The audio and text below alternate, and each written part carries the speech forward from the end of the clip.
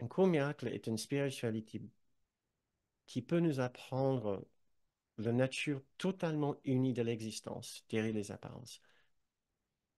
C'est une philosophie spirituelle très élevée, basée sur l'idée qu'il y a au fond de l'existence une unité parfaite, et seule cette unité parfaite est réelle.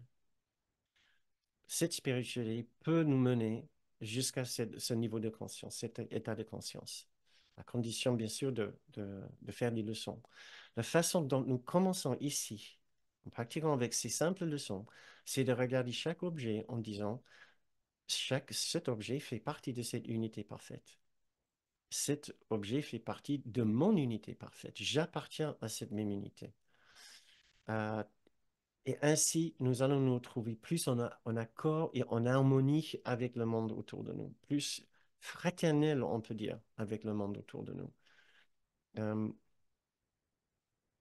euh, et si je peux vous inviter à faire juste une petite méditation très simple, que ce soit méditation, visualisation, vous pouvez juste baisser les yeux ou les fermer. Peut-être garder les yeux légèrement ouverts. Comme ça, justement, nous sommes conscients de notre environnement et notre rapport à cet environnement. Parce que nous voulons maintenant accéder à une autre partie de notre esprit, plus reculé, plus élevé, plus tranquille. Et dans cet endroit, nous voulons savoir que nous pouvons évoluer vers une toute autre rapport, une toute autre relation avec le monde qui nous entoure. Tout peut devenir notre ami, à condition que nous devenons l'ami de toute chose.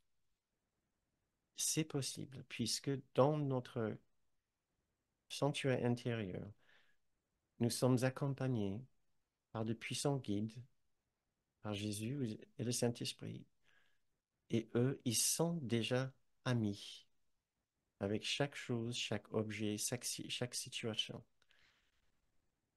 Ils sont en opposition avec rien du tout. Ils ne voient que amour, générosité, tendresse, patience, compassion et douceur.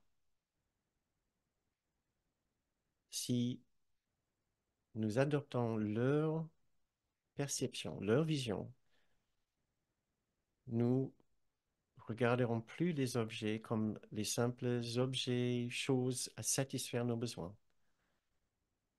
Nous les regarderons plus comme les amis, les objets qui essaient de nous aider tant qu'ils peuvent. Nous regarderons des objets que nous n'aurons plus envie d'attaquer, de critiquer, de condamner ou de jeter d'une façon sommaire sans considération ou sans respect. Nous ne regarderons plus les objets simplement comme les choses qui nous valorisent,